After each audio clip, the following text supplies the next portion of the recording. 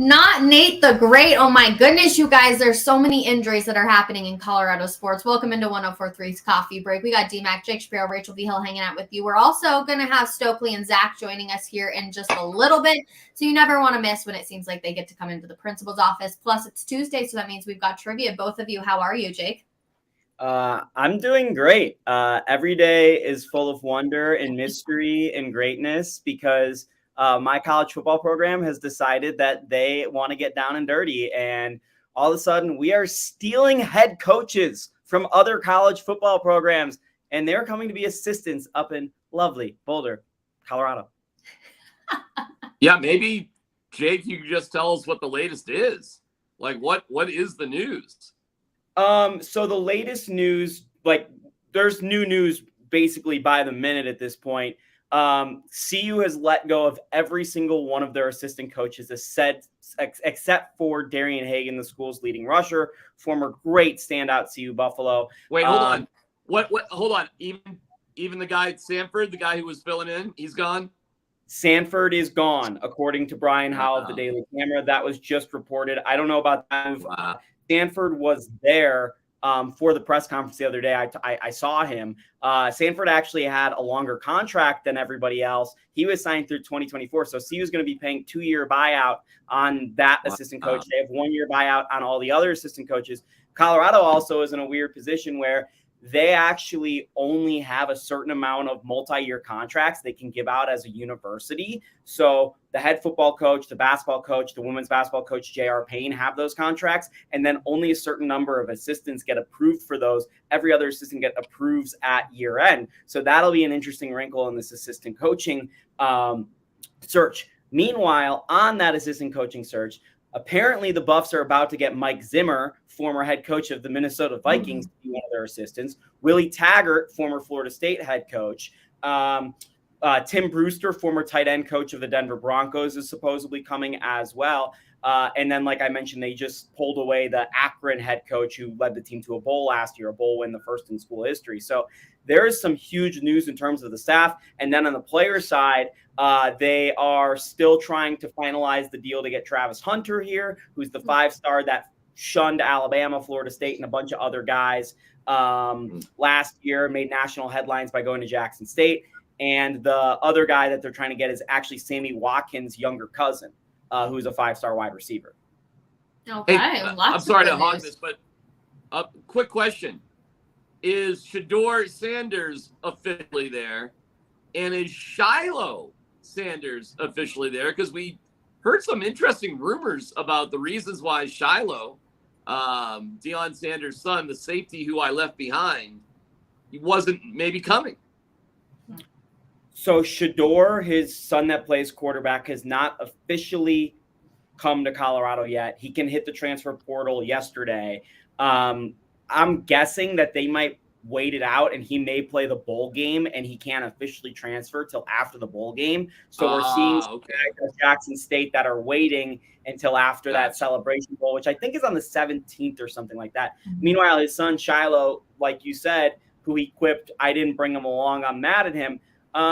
That was taken as a joke by mostly everybody. He is not necessarily the caliber as his brother is, but Colorado needs so much talent that you couldn't tell me that Shiloh Sanders couldn't contribute on special teams or something like that. So I'd be shocked if Shiloh Sanders was not in Boulder by September.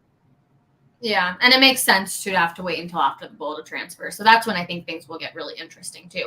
Jake obviously will keep everybody up to date at denverfan.com on all things CU Buff and here on Coffee Break. We appreciate the information, but we need to talk about the Colorado Avalanche because Nate the Great, you guys, ends up leaving the game yesterday with an upper body injury. One of my biggest pet peeves with hockey is that they don't really narrow down onto what's actually happening. We know it's an upper body injury. We know he's going to miss a few weeks. This is massive, you guys. It's just piling up over and over and over again for this Colorado Avalanche team. I mean, there are so many injuries.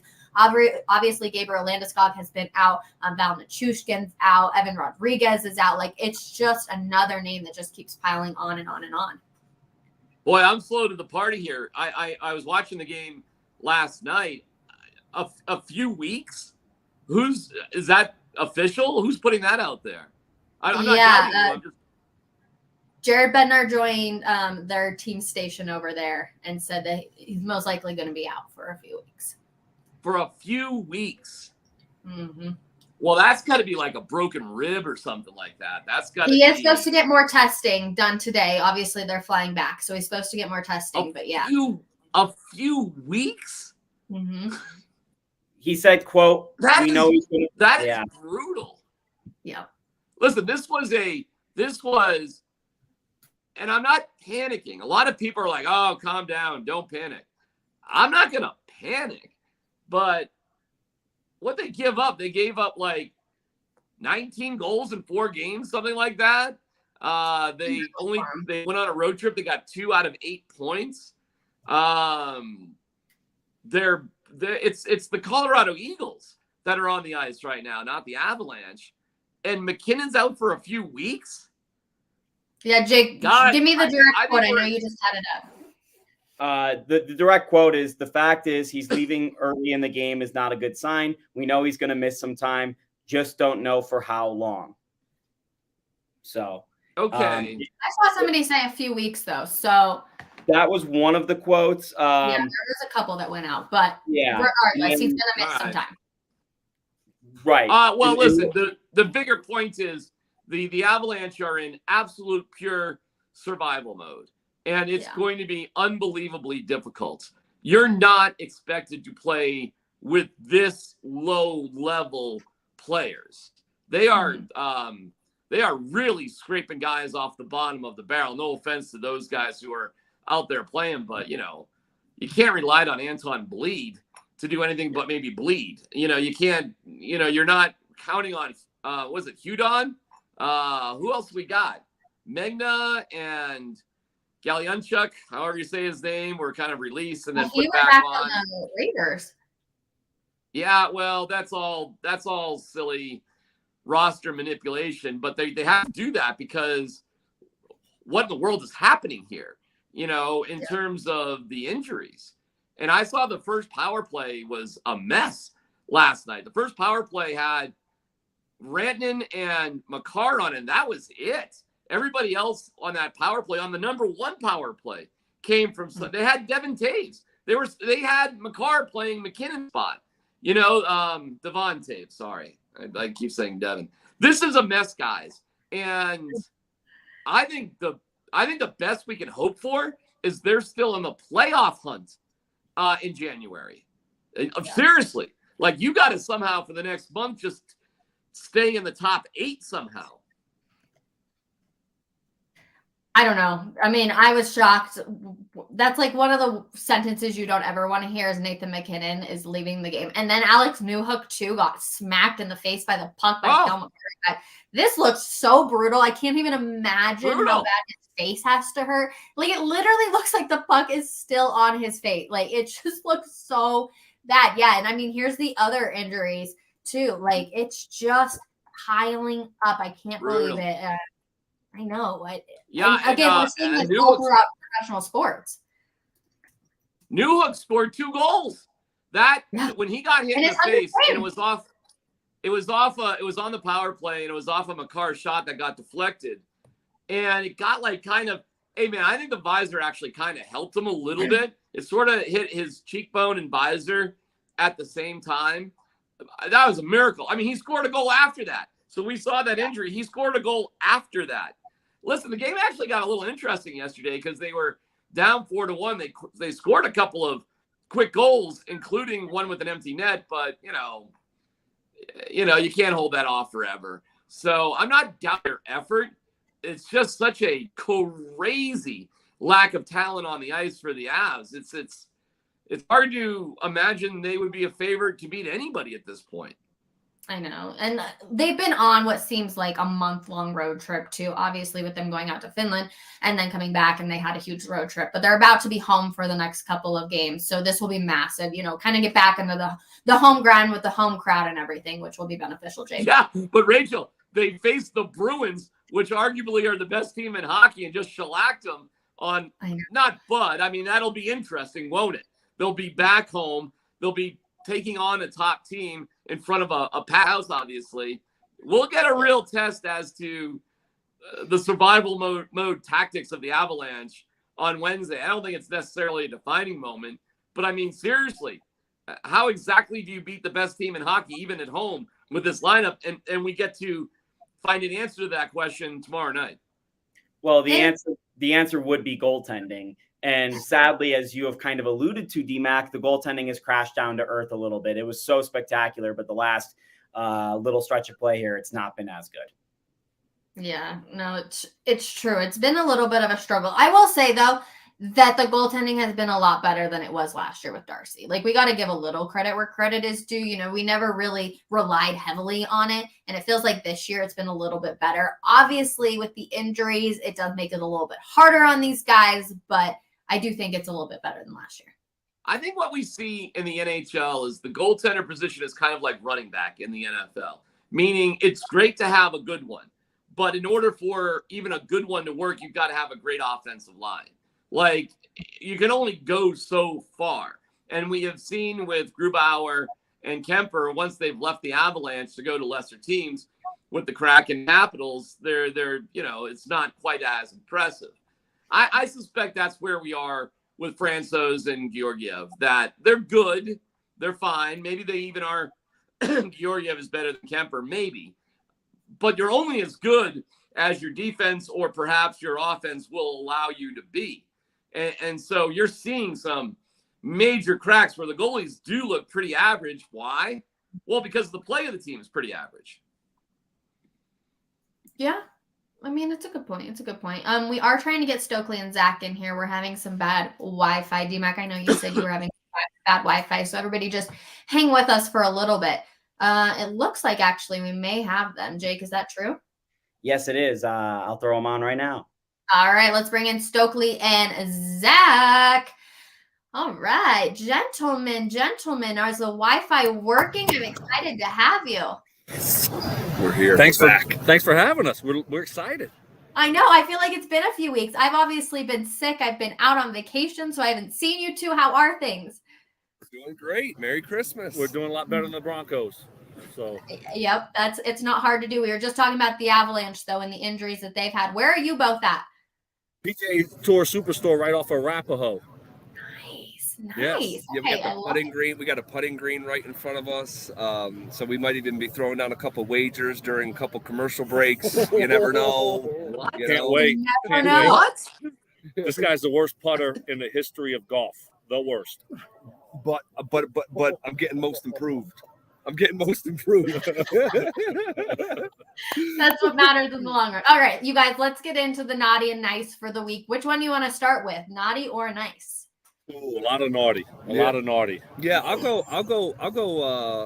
I guess to start our naughty list, the Broncos running game. I mean, somehow it got worse. I think Latavius Murray averaged 2.8 yards per carry, and the way that this Broncos offense is so just stuck in neutral in the doldrums. If you can't get a running game going and you're just relying on the pass, well, that's how it looks as bad as it does. That's obviously a really good one. You got to get that running game going for this offense to be competent at all, and obviously that wasn't the case. You owe me a coffee though from that game, right? Oh, because I bet a 20-yard rush. Yeah, Latavius, I just remembered. Thank you for that. He owes me a coffee. I bought him 2 coffees in a row. This guy's just on owing me a coffee. Go figure. Hey, my nice, I'm going to go nice here. My nice is Justin Simmons. How about that? 2 interceptions. That was awesome to see. And, for this team to, go on the road and be in the game and have a chance to win in the end, they had to do something like that, create a few turnovers, have a few big plays, and certainly Justin Simmons with those 2 interceptions kept them in the game and gave them a chance in the end to win it. And unfortunately, the defense couldn't close the door there. But 2 interceptions, great job, Justin Simmons. Okay, so what do you give Russell Wilson? Because he had a pretty good QB rating, but obviously they still only scored 9 points. So is he on the naughty or is he on the nice list? He's on the naughty list. There's an old quote. There's lies, damn lies, then statistics. And if you just look at the box score, if you just look at the box score, it'll say that, hey, he had a good completion percentage. I think it was like 17 for 22, something like that. But when you look at actually the substance of the game, he's not raising raising anyone's level. He's not that guy.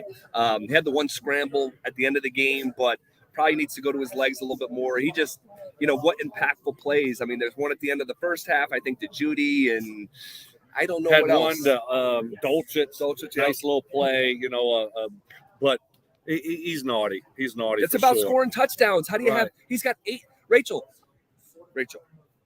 Game number 1 of 2013, Peyton Manning threw 7 touchdowns in the first game. I think he was on the other team, actually. But, Seriously. But it's a bad partner. He threw 7 touchdowns in the first game of the year.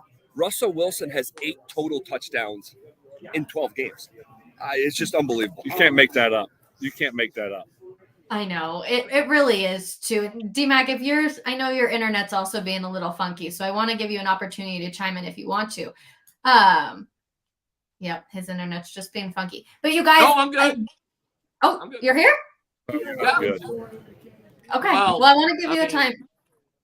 Well, Russell Wilson didn't have a better game than Brock Purdy. So if you can't be better than Brock Purdy, what are we talking about? True. And if you watched last night, what happened when the Buccaneers were struggling? I mean, they were struggling.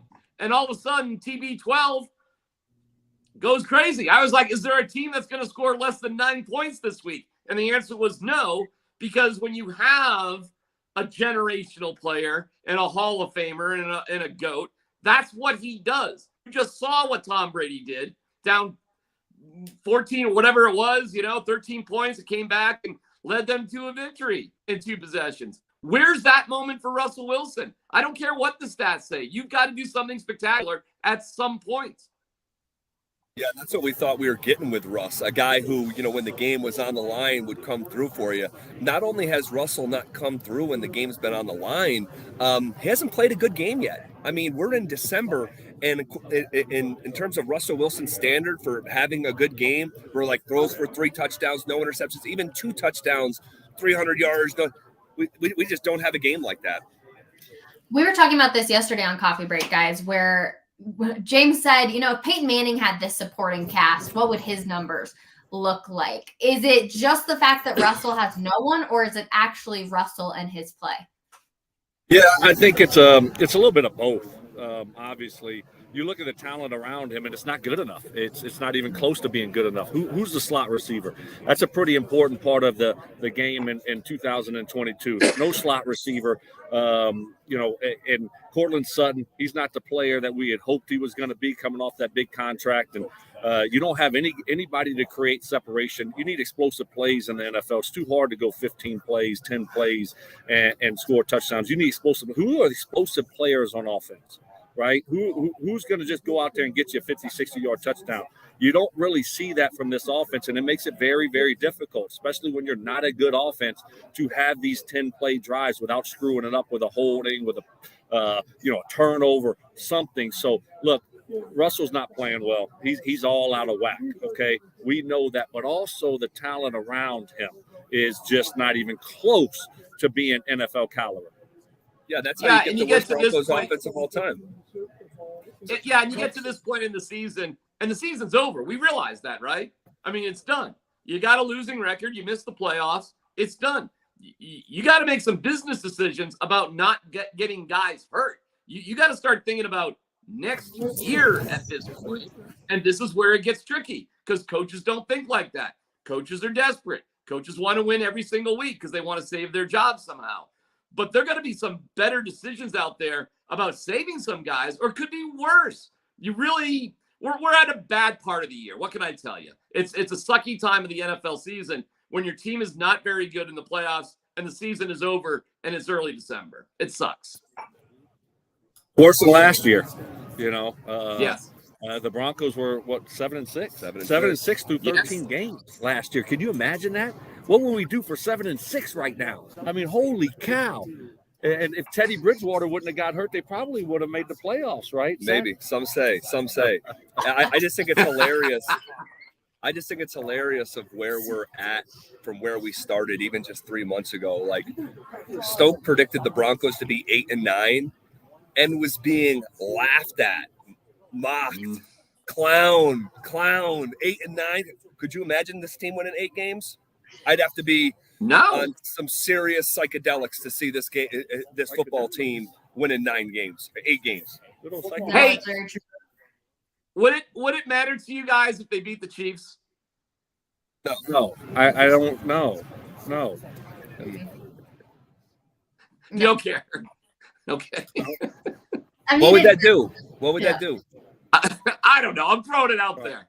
No, I know. I mean, it break the streak. Yeah. You care about the streak? Yeah, I mean, I do, but I don't. When it's this bad, it's so secondary. Like if you beat the streak and you're still in the playoff hunt, it actually, if the Broncos beat the Chiefs, it would only highlight the chaotic, disjointed nature of who they are if they somehow find a way to beat Kansas City.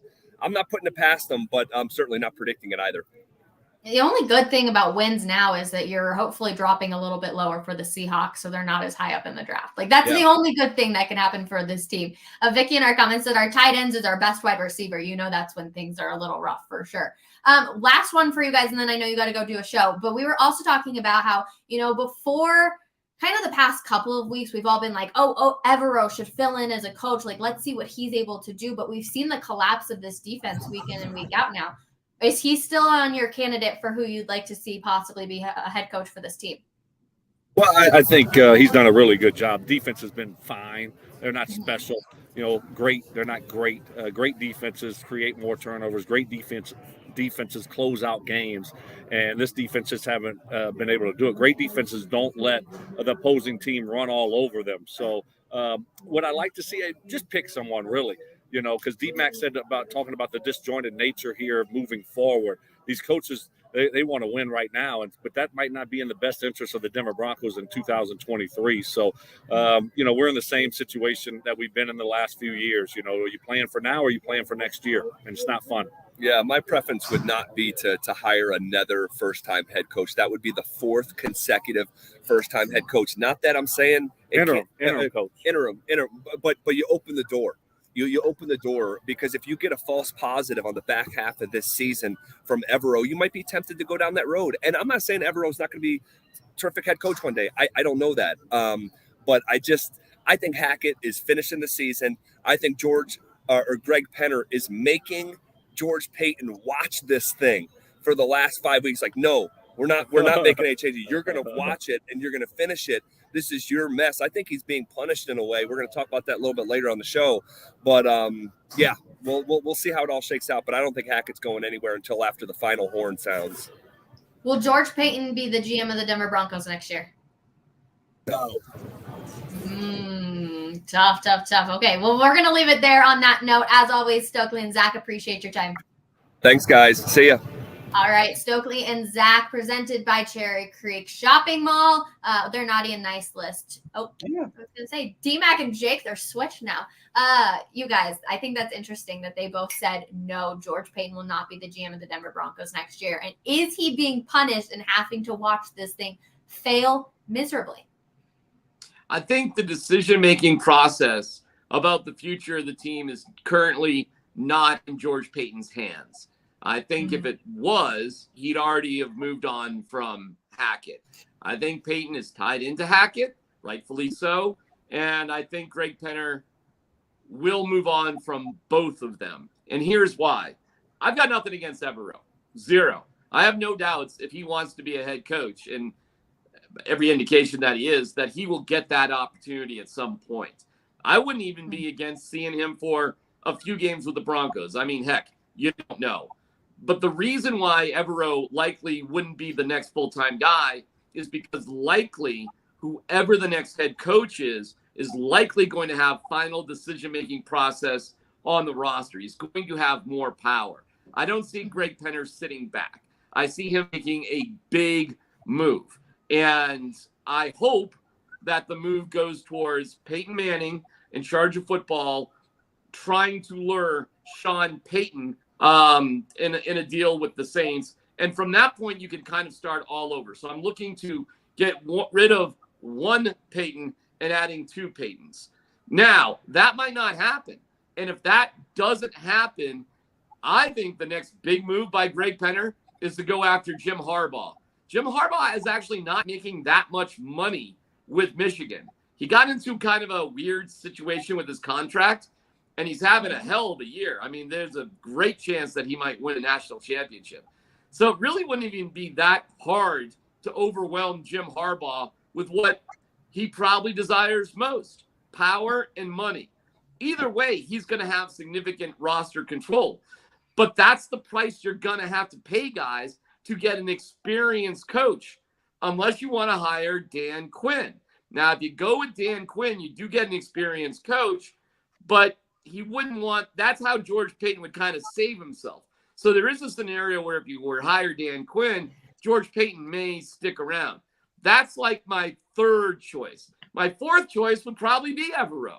So of all the non-head coaches that I would want, I could see Evero being another. Another bold move that I would consider is hiring David Shaw, who's going to step down from Stanford to come on board. But again, he would have to come on board and have a certain amount of, a power when it comes to the roster. That's further down the list. So it's not like, for me, David Shaw or Evero aren't on the list. They would be. But I think right now, Greg Penner is probably going to look to go big. And that means bringing in a guy who's had some experience as a head coach. But hey, I could be completely wrong. I'm just spitballing here. This is no inside information. This is no birdies. This is me just throwing it out there. There's scenarios where it can all work, guys. If you can straighten Russell Wilson out, you play good defense, and you can stay away from injuries, I mean, you could have a turnaround. But what are we talking about? A winning season? I mean, that's as much as we can aspire to at this point. Yeah, what you said at the end there is what I am going to base this take off of. The Broncos aren't a year away. The Broncos aren't 2 years away. The Broncos are at bare minimum 3 years away. So why would you go out and get a big money head coach who can overhaul the roster and have his little control of the roster? I don't think it makes much sense. I think you go out and get a really experienced general manager, one that knows how to work this league, one who can hit on some late round draft picks because that's all you got right now, and make some smooth trades. And you bring in maybe a younger coach who you see what he can do for a year or two, and hopefully that works out. We've done it. We just went through it. Sure, DMAC, you've been through it for the last 6-7 years, but you didn't have ownership support until this year.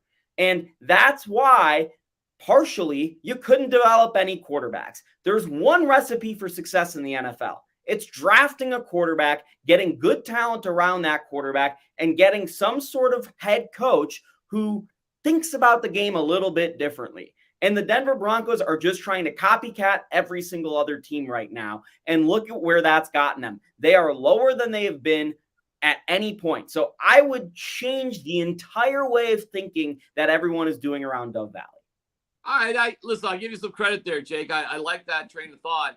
I guess it's a good point. To me, I guess it goes without saying that I wouldn't hire somebody unless they were focused on basically obtaining a young quarterback and developing him. There's 3 ways to get quarterbacks: drafting them and drafting them high. Never mind this hope and dream second, third round scenario. Free agency and trades. Well, we're going through the trade right now, and it's painful. I mean, incredibly painful for what we've given up.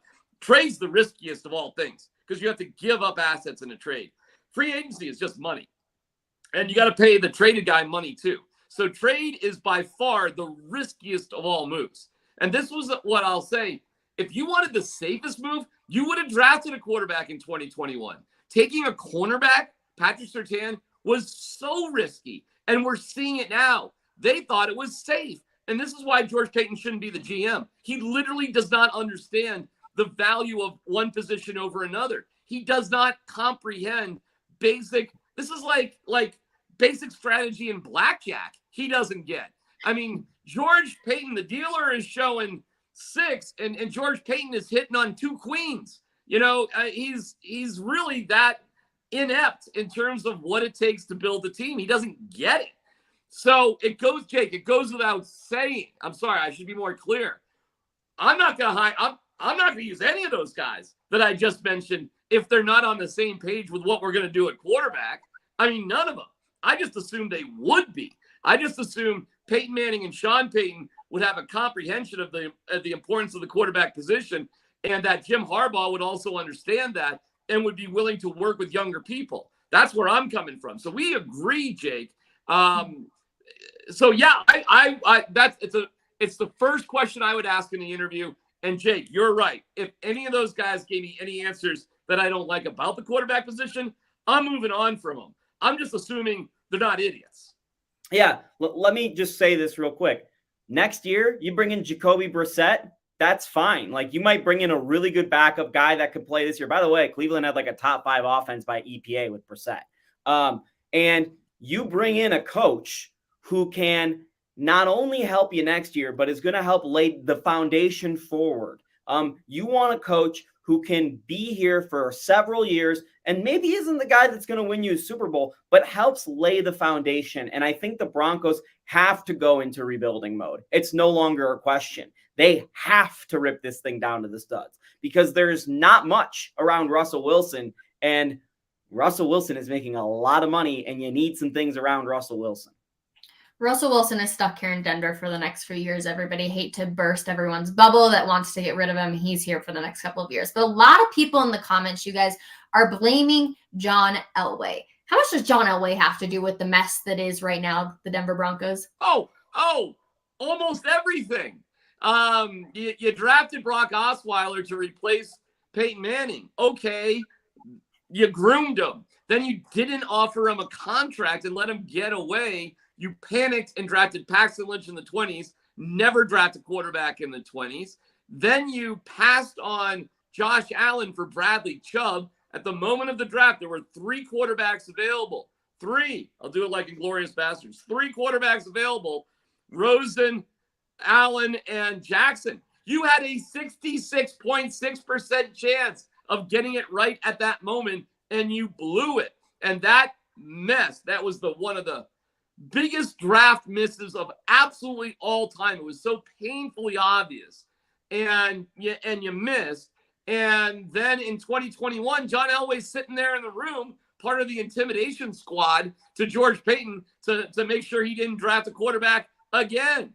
And so when you're part of the intimidation squad and you screwed everything up in the first place, yeah, John's got a lot of this is on John. A ton of and John hired George Payton, who, didn't fire Fangio like he should have, and then hired Hackett and Hackett crew, the Happy Crew, who instantly installed a basketball net in the team meeting room and threw the Muggles out to the bunker in the field house so they could have more foosball games inside the facility. I mean, these are guys that had coordinated colored T-shirts for field day instead of maybe like a fun water balloon game at the end. These are the guys that took Thanksgiving off so they could make mashed potatoes with their family in the morning instead of actually going to work. These are the guys who had training glamp, as Zach Baez said, and didn't want to push the team, giving them every 3rd day off. Guys, what am I supposed to say here? It is a disaster on almost every single level.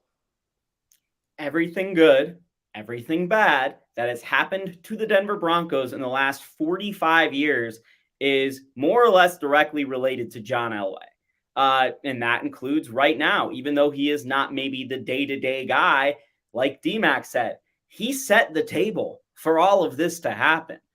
It is the lack of talent that Elway drafted. It is the lack of talent that Elway brought in here that led the Broncos into this situation of desperation in which George Payton has not been able to climb them out of. Yeah, George Payton had a chance, though. Elway's a lot to blame, but Payton had a chance to right the ship, and he didn't. And the only thing is we shouldn't be surprised that somebody Payton or Elway brought in couldn't do his job either. Are we really surprised by that? Well, I joked the day Elway left his job that he fired himself to promote himself. Like, he's still, he's not the day-to-day guy, but he's overseeing stuff, right? Like, he's still involved, and he was involved in all of this. So, like, you want to point towards the top of the Broncos organization here as they changed ownership groups. It's been Joe Ellis and John Elway for a decade. Yeah, it's a very, very good point for both of you. I do want to get in. Obviously, we appreciate everybody in the comments. Lots of people agreeing with you guys, but I do want to get into trivia because we could continue this conversation for what feels like forever. So we will go ahead and do trivia. I'm starting to lose my voice a little bit, so bear with me, everybody. Here we go. We've got our game pin, which is 235-4175. 235-4175. Got a new little background too. I know. Rachel, you're our hero, by the way. I mean, I cannot believe how long you've been sick. Goodness gracious. I know. It's been awful. Truthfully, it has been something else. But I know a lot of people that have gotten the same thing have said that it's been like 3 or 4 weeks that they've been sick. So it's a bummer. I feel bad though, because when I start to lose my voice, I'm like, oh, who would want to listen? So I do feel bad. But yeah, enter in the game pin at 235-4175 at kahoot.it to play with us. Oh, we got more breaking Buffs news, by the way, DMAC. So the terms of the buyouts on the assistant coaches has just come out. For Colorado that I was kind of referencing, that they said that they would be paying all these assistant coaches for the next couple of years. The total buyout number for their entire staff that they just let go is $11.66 million. Wow. Yeah. Wow. Woo! That's some money. That's a chunk of change right there. Where'd they get that money from, Jake? I will tell you that I saw some boosters that have a lot of money on Sunday that have not been around CU for about a decade. All right. Open I was up those rubbing, checkbooks. I was rubbing elbows with the biggest landowner in Boulder, Colorado on Sunday. He was sitting right next to me in the presser. So that was interesting. John Dutton? His name's Stephen Tebow.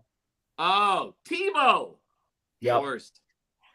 Speaking of Yellowstone, I haven't caught up on this week's episode, but I love that show so freaking much, you guys. So good. Oh, Rachel, okay, I just want to know when you're going to have a fist fight with your dad's girlfriend at dinner. That's when are you going to fist fight your dad's girlfriend on your front lawn? Listen, I love her. I think Beth is feisty. I think she is so smart. I'm here for it.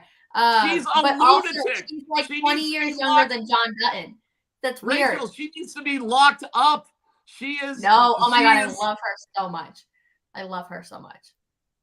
She's a lunatic. Okay, real I feel quick. bad for Rip.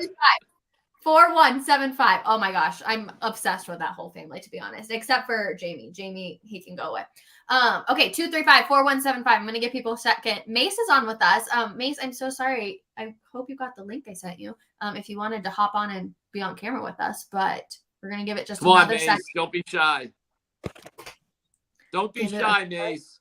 Second, and then we'll go ahead and start.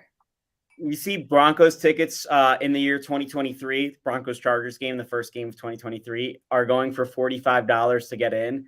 That is quite literally 10 times cheaper than a Taylor Swift ticket to Empower Field.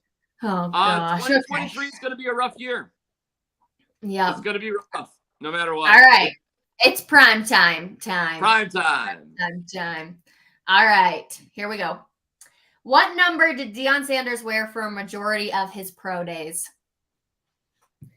I got it. Jake's Easy like, I'm primed.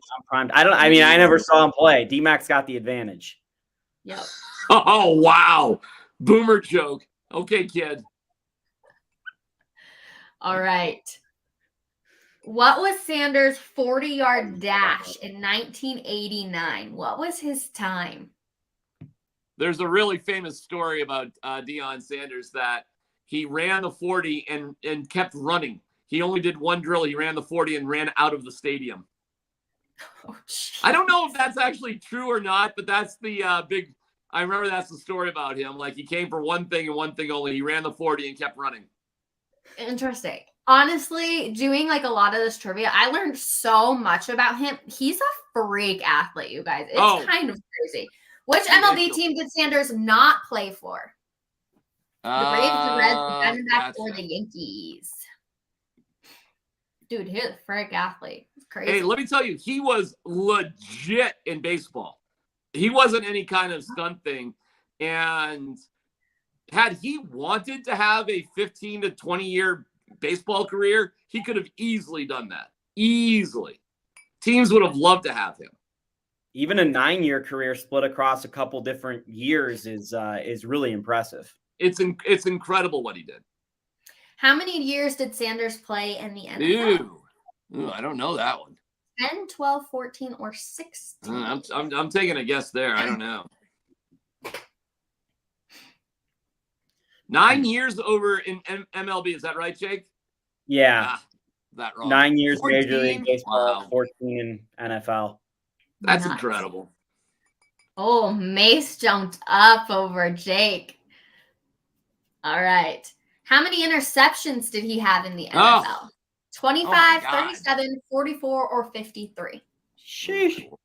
How do you know that? I actually do know this because there's a very famous highlight of him in one of the numbers close to one of these numbers. I mean, I'm just guessing 44, but it's a total guess. Incorrect. 53. I wrote it on denverfan.com this week, D-Mac. Should have. Yeah, my bad. I'm getting killed now. I'm going down. Oh, yeah. Timo's out jumping up there. Okay. True or false? Sanders had a 68-yard punt return for a touchdown in his NFL debut. True or false? Let's go true. I mean, again, I don't know. He was an incredible punt returner and even took snaps on offense as well. So that's what generational players do. Good players. Did you bring up his name when you asked? I did. Wayne Stooks. Yep, Stooks about Pat Surtain. Yeah, I mean, basically what Stooks said was, hey, Surtain isn't Deion Sanders. That's basically what he said. And he's right. Deion Sanders recently had surgery, the amputation of 2 toes on his left foot. That is sadly true. That was scary what he went through. Dude, the video that I watched was insane. Yeah, it was nuts. I mean, he almost lost his legs. Yeah. That's honestly one of the things I think he came to CU for is they have a state-of-the-art medical facility actually attached to Folsom Field. So I wonder, it's called Champion Center. So I wonder if that was maybe part of why he chose CU. Well, you saw how much he struggled just walking around during the tour too. Yeah. What was Sanders' coaching record at Jackson State? 21-11, 25-7, 27-5, or 31-1. It was really good. Really good. I got that one right, Jake. 5. Ooh, am I moving up? Oh, I'm coming for you. I'm coming like Deion. I'm coming. It all comes down to this. Who's got faster fingers? All right, we ready? Yeah. Next question. Last one. Sanders' last career interception came against Brett Favre in 2005. How old was Sanders? 27, 30, 33, or 38? So Jake's already done. I got it wrong. I should have hit 33. Because I think if he played. Oh, no, I got it. 38. I got it. You guys, that's crazy. D-Mac, the thing is with him is he missed multiple NFL seasons and MLB seasons because he was playing the other sport. I got it. Did I win? Yeah. I might have won. I don't think so. I got it too. I might have won. Timo number 3. Yeah. Number 2. I might have won. Oh, no. No. Jake comes in hot. Number 1. The buff right there, ladies and gentlemen. Mace? He knows his Mace, prime time. Yeah, Mace, I'm so sad. Mace. I hope. Did you get the link I sent you, my friend? I hope you did. But anyways, you guys, that was fun. Mace actually was like, "Can you tell me what the category is?" And I was like, "I can't because the second I say it, Jake's gonna be like, 'Oh yeah, I got this.'" So I had to make it somewhat of a surprise.